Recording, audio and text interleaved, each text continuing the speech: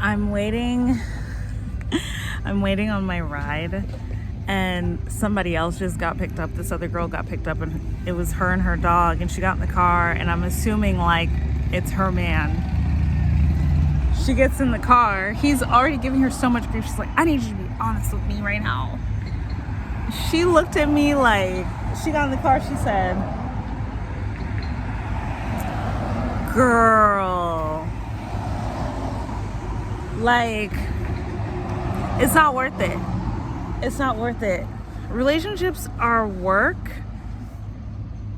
but that don't mean that your man is supposed to be stressing you the fuck out. And for what? You already a single mom taking care of a whole ass chocolate lab.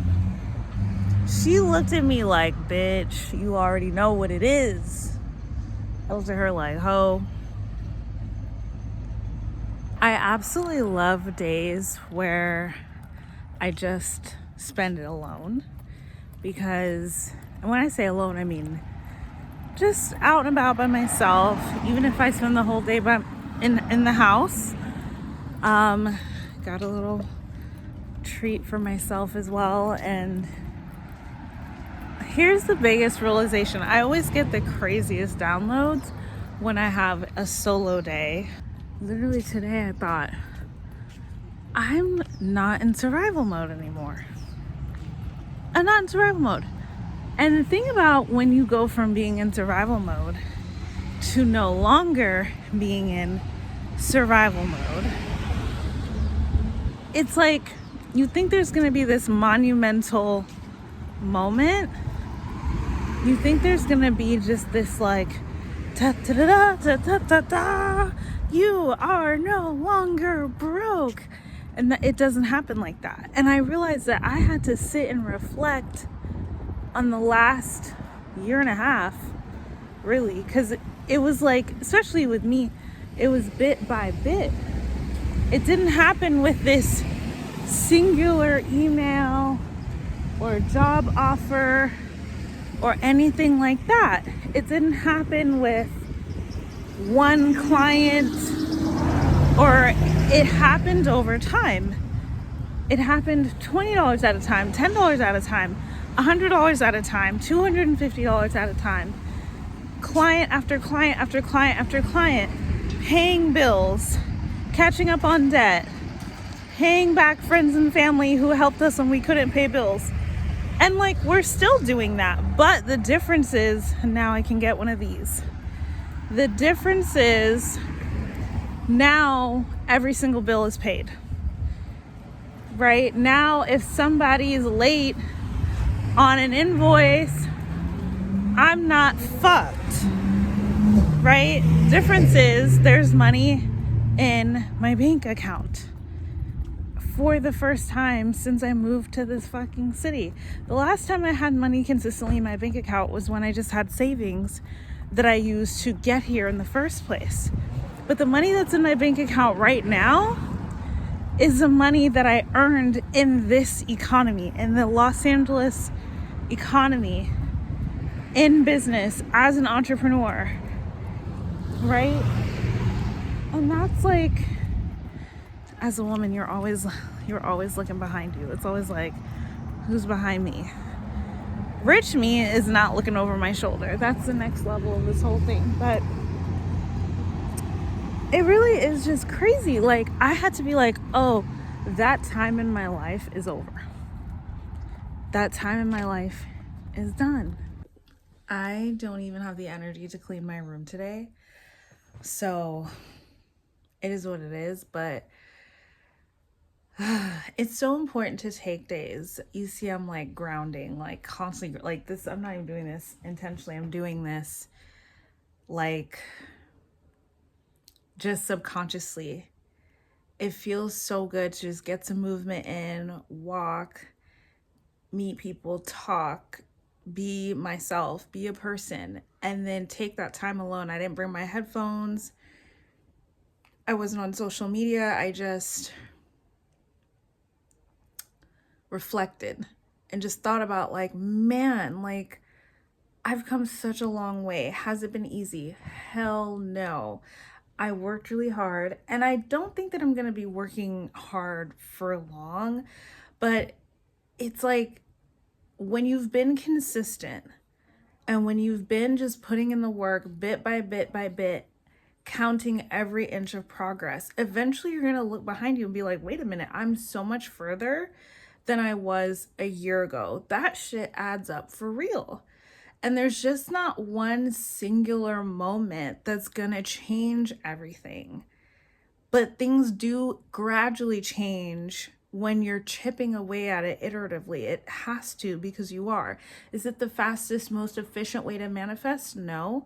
But the lessons that I learned, the wisdom that I gained is insurmountable. I was even just thinking about like the people that are no longer in my life because we just were not aligned. And it's not even on some like, oh, I cut them off. It's just like some of them I did, but some of them we just naturally kind of grew apart. And what I realized even in those situations is that I needed that conflict to happen.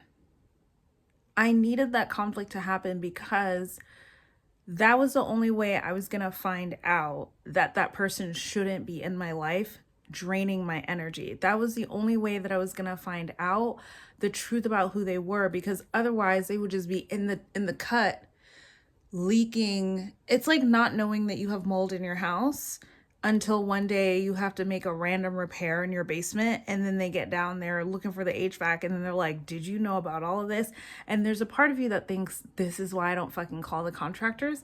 But then at the same time, you needed that because they needed to call that out before all that mold spread out throughout your whole house. And it does feel that way. And so sometimes it's frustrating when things are just like massively challenging and it's just like one thing after the next, one battle after the next. But really what that is a giant clearing, a giant restructuring. It's learning a lot of lessons that could have maybe taken 10 years and condensing it down to 1 or 2 years. And then after that, there's usually a windfall. There's usually a massive shift. And then you do get that big email that changes your life, or that big opportunity that changes your life. But so many things had to reorient and restructure and reposition before that opportunity came. I remember like when I transitioned into the tech industry for the first time, that was my previous career. I was in the tech industry, but my life was a mess that whole year before. That whole year before, I couldn't stand my job. That was like the time that my job was testing me the most. That was the time that I had the most complaints, even though I hadn't changed anything about what I was doing. I was waiting tables at a really great restaurant, the best restaurant I ever worked at in my life. But I hated it because I hated how I was treated by my coworkers. Because as soon as I made the shift to go and learn something else, I was learning how to code. As soon as I decided that I was not going to be there forever, the energy in the room shifted and I started getting treated differently. Even the people who didn't really know what I was doing, but they just knew, like they knew that I was working less and that I was training or going to school or doing something different. And there was only one coworker who she had went back to school because she was one class away from finishing her degree. So she went back to school to finish that one class. Me and her were tight because it was like, we finna get out of here. Like next year, you're not gonna see me, da da da. So me and her were so tight, but everybody else just always has some shit to say. And it made the environment just like a really, just like, it made the environment feel like such an energetic drain. Also, my confidence was going up.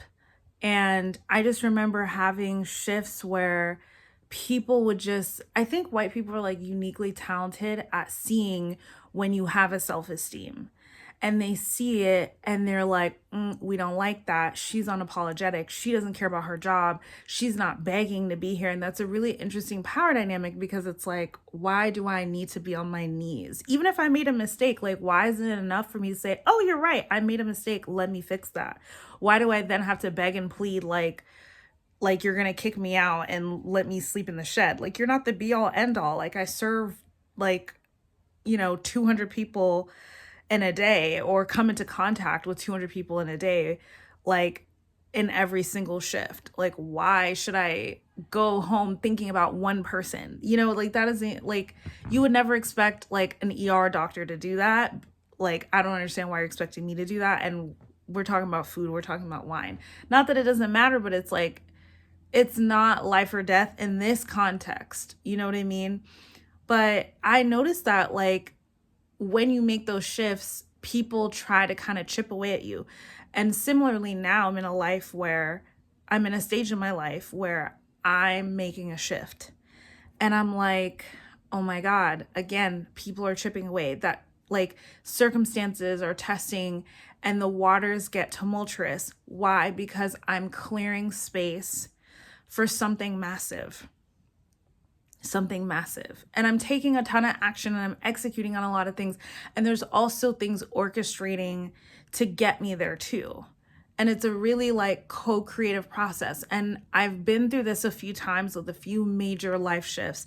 So I know that that's what it is. And I needed today, just a solo day with no social media, no music in my headphones, just walking around and just interacting with the energies of the world and just like spending a lot of time thinking alone in my own peace and my own quiet to really just get these downloads and to be like, oh my God, like everything is shifting. Everything is shifting for me because these are the things that I'm calling in. I didn't even have the energy to put my phone on a tripod to make this video because I was like procrastinating on making YouTube video. And I was like, the whole premise of this channel is that I do what I want. So you're going to get this audio, you're going to get the shakes, you're going to get it because that's what this channel is. This channel is me documenting my freaking life.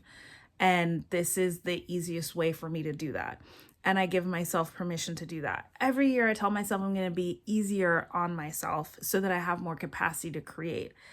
And I feel like I haven't been doing a good job. And see, this is me being hard on myself again, but I haven't been doing a good job at being easy on me, which is the most ironic statement.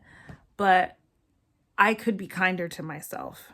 I think there's an opportunity for me to give myself a break. I think there's an opportunity for me to say, it's okay. I think there's an opportunity for me to say, you're doing great. Of course, now my dog wants to be in every single video. I should just rename this channel Nisa and Ginger, huh?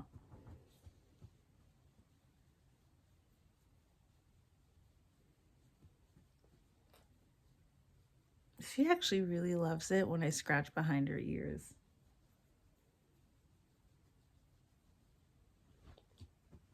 She said, no more. Look at her eyes. She starts squinting.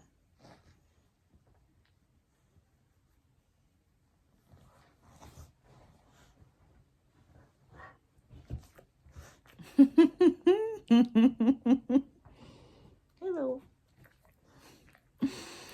Yeah.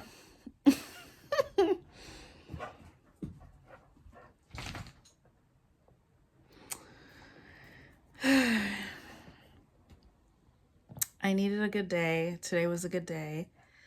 And it's like the only thing that changed was like my perspective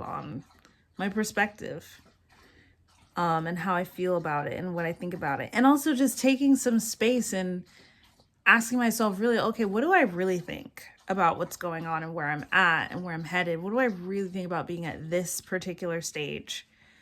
And I think I'm doing great. I do. I think I'm doing great. I think I've overcome so much and I'm still overcoming, still have things to overcome.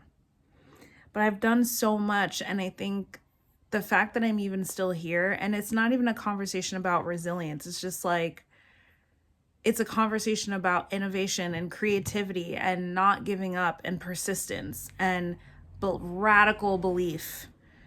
And just knowing that anything other than this is less than ideal. And I'm willing to take the risk and willing to do the work and willing to go through the messy process and make mistakes in order to get there. I'm willing to do what it takes. And if this is what it takes, then I'm willing to do that to get to the thing that I want and the life that I want. And I know when I have the life that I want, because I've experienced this before in other stages of my life, I'm not going to look back on it and be like, oh my God, I shouldn't have done that. I'm just so grateful that I did it in the first place. I'm just so grateful that I arrived, you know? And the other thing too is when you manifest like your dream, even if that dream is just like just for that season or just for that stage in your life, when you get there, you literally forget about how hard it was to get there. Like when I was in the tech industry, I forgot how hard I was working before that. And it just felt like that's just how it's always been. So that's the other thing too that's so important to remember is like, it's like you're not going to carry all this grief with you. And I think for me, having been through so much trauma, it's like, oh my God, I'm going to have so much healing to do. The manifestation in of itself is healing. Like coming out on the other side and you're like, oh my God, I made this thing happen and this is my life now. That in of itself is healing. Like the rest and the space and the capacity that you have is what heals you. You know, it's not the only thing. Of course, there's therapy. Of course, there's yoga. Of course, there's like mindfulness. There's so many things, but we don't want to discount the fact that the experience in and of itself, and it's not like a when I get there, then I'll be happy. It's not like an order of operations, but it's an acknowledgement that yes, like financial security is very regulating. It is very grounding. Like having great friends is a grounding experience. Like it in and of itself provides that. And it's just like, let's not forget that. Let's not forget like that therapy is not the only place you can heal. It's an amazing tool, but all of the pieces come together to create a healing experience because quite frankly, that's what living an aligned life was about to begin with. That was the whole point of like doing that, is so that your existence is healing, so that going through your day to day is healing. And that's what I've never heard anybody say.